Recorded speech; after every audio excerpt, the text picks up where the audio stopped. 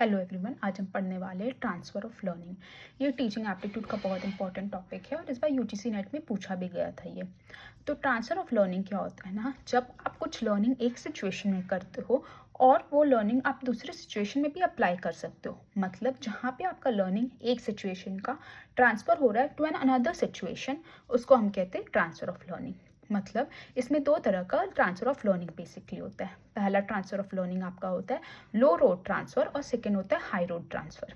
तो लो road transfer of learning क्या होता है ना, जहाँ पे आपका जो सिचुएशनली आप अप्लाई कर रहे हो कुछ भी, वो जो है अनकॉन्शियसली होता है। वहाँ पे आपको कुछ डीप थिंकिंग नहीं करना पड़ता है या डेलिबरेटली आप नहीं लगाते हो। एग्जाम्पल से समझिए, जब आप सपोज़ कीबोर्ड में टाइप करना सीख रहे हो, जब आपको कोई और न्यू कीबोर्ड भी लाके कोई दे देगा उस सेम फीचर्स का या same placement of the keys, तो क्या वो आप ऑटोमेटिकली आपका हाथ उस कीबोर्ड में जाके आप ऑटोमेटिकली स्पीडली टाइप कर लोगे? हाँ जी, आप कर लोगे।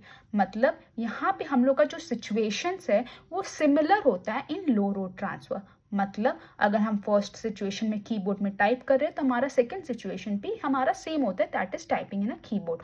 तो यहाँ पे हमारा सिचुएशन सेम होता है, देयरफॉर हम अनकॉन्शियसली हमारा वो हैबिट बन जाता है और हम वो लर्निंग को अप्लाई कर पाते हैं दूसरे सिचुएशन में।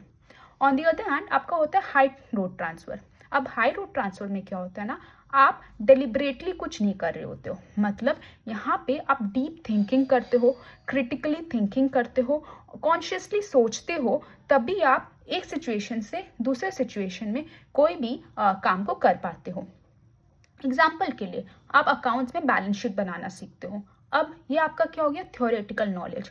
अब जब वो सिचुएशन को जहाँ पे आप थ्योरेटिकली गेन किए वो कॉन्सेप्ट को, वो आप सेकेंड सिचुएशन में अप्लाई कर रहे हो प्रैक्टिकली।